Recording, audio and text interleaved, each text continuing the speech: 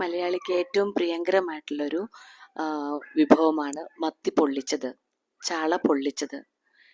അതാണ് ഇന്നത്തെ സ്പെഷ്യൽ. ഇവിടെ വൃത്തിയായി കഴുകിയ ചാള വരഞ്ഞ് റെഡിയാക്കി വെച്ചിട്ടുണ്ട്. ഏതാണ്ട് 300 ഗ്രാമോളം വരും. ബാക്കി സാധനങ്ങളെല്ലാം റെഡിയാണ്. അതിൻ്റെ പ്രധാനപ്പെട്ടൊരു ഐറ്റം എന്ന് പറയുന്നത് വാഴയിലയാണ്. നമ്മളിപ്പോൾ 2 കഷ്ണം വാഴയിലയാണ് വെച്ചിരിക്കുന്നത്. പൊട്ടാത്തത് വേണം. ഇവിടെ ഒരെണ്ണം അല്പം കീറിയിട്ടുണ്ട്, പക്ഷെ നമ്മളത് പാച്ച് വർക്ക് ചെയ്യുന്നതാണ്. ഇനി മുളക് പൊടി ഒരു ടീസ്പൂൺ മുളക് പൊടി, 1/4 ടീസ്പൂൺ മഞ്ഞൾപ്പൊടി,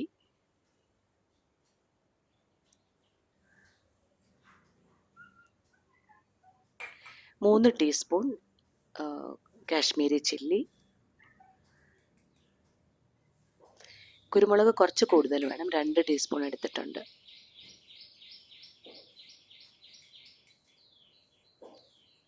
ഉപ്പ് പാകത്തിന്.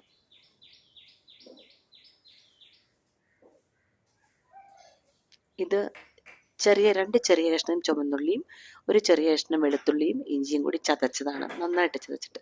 ഇത് ഒരല്പം ജീരകം നന്നായിട്ട് ഞെരടി എടുത്തിട്ടുള്ളതാണ്, പൊടിക്കണമെന്നില്ല, നന്നായിട്ട് ഞെരടി എടുത്തിട്ടുണ്ട്. പെരുംജീരകമാണെങ്കിൽ നന്നായിരിക്കും. 2 ടേബിൾ സ്പൂൺ വെളിച്ചെണ്ണയാണ് നമ്മളിവിടെ എടുത്തു വെച്ചിരിക്കുന്നത്. അത്രയും ആവശ്യം വരില്ല. ഞാൻ ഒരല്പം വെളിച്ചെണ്ണ എടുത്തിട്ട് ഈ കുഴയ്ക്കുന്ന കൂട്ടത്തിൽ ചേർക്കുന്നുണ്ട്. നമുക്ക് കുറച്ച് വെള്ളം ചേർത്ത് ഒന്നുകൂടി ഒന്ന് കുഴമ്പ് പരുവാക്കാം.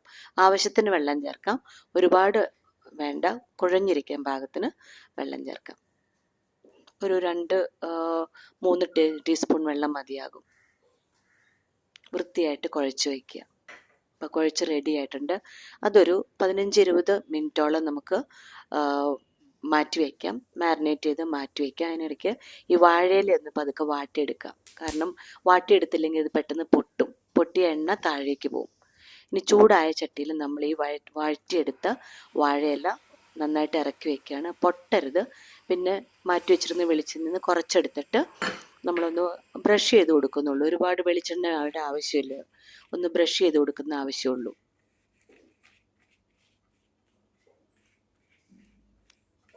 ഇനി ഒരു മത്തി എടുത്തിട്ട് അടുക്കി ഈ ഇലയിലേക്ക് വയ്ക്കാം.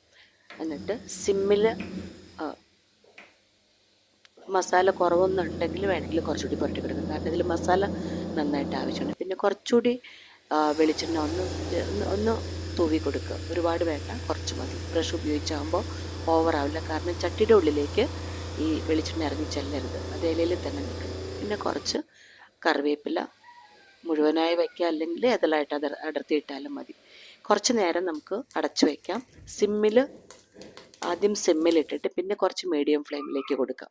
ഇപ്പോൾ വെളിച്ചെണ്ണയൊക്കെ നന്നായിട്ട് തിളച്ചു തുടങ്ങി, അത് പാകമായിക്കൊണ്ടിരിക്കുന്ന അതിൻ്റെ ഇടയ്ക്ക് നമുക്ക് രണ്ടാമത്തെ ഇല റെഡിയാക്കാം. ഇതൊരല്പം പൊട്ടിയതുകൊണ്ട് അടിയിലൊരു പാച്ച് വർക്കും കൊടുക്കുന്നുണ്ട്. ഒരു 20 മിനിറ്റോളം നമ്മൾ സിം ടു മീഡിയമിൽ ഇട്ടിട്ടാണ് നമ്മൾ ഇത്.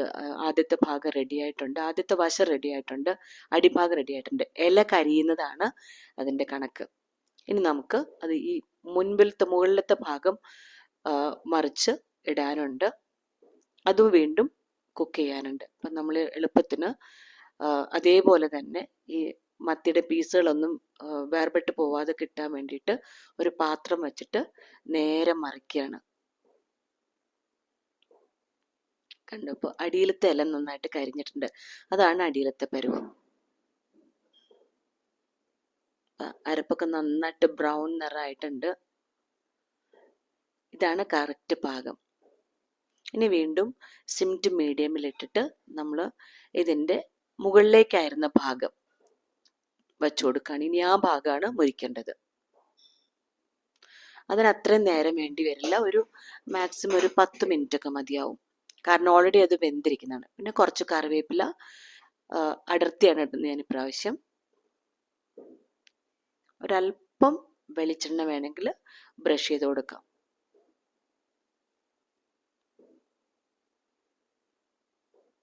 നമ്മൾ എടുത്തു വെച്ചിരിക്കുന്ന 2 ടേബിൾ സ്പൂൺ മുഴുവൻ വെളിച്ചെണ്ണ ഇതിന് ഉപയോഗിക്കുന്നില്ല, കഷ്ടിച്ച് 1 ടേബിൾ സ്പൂണേ വരുന്നുള്ളൂ. ഒന്ന് നന്നായിട്ട് ചട്ടിയോട് ചേർന്നിരിക്കണം. അതിനാണ് പതുക്കെ ഒന്ന് പ്രസ് ചെയ്ത് കൊടുക്കുന്നത്. എല്ലാം നന്നായിട്ട് ചട്ടിയോട് ചേർന്നാലേ ചൂട് നല്ലോണം കിട്ടുള്ളൂ.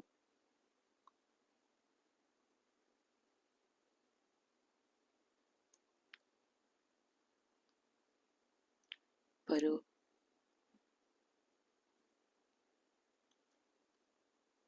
കുറച്ച് വെളിച്ചെണ്ണ ചേർത്ത് കൊടുക്കാം. അപ്പം ഇത് പാകമായിട്ടുണ്ട്. ഒരു 10 മിനിറ്റ് സിം ടു മീഡിയത്തിൽ ഇട്ടപ്പോൾ ഇത് പാകമായിട്ടുണ്ട്. അങ്ങനെ നമ്മുടെ ചാള പൊള്ളിച്ചത് ഇവിടെ റെഡിയാണ്. ഇതാണ് എൻ്റെ ഫൈനൽ ലുക്ക്. വളരെ ടേസ്റ്റിയാണ്. എല്ലാവരും ഒന്ന് ട്രൈ ചെയ്ത് നോക്കുക.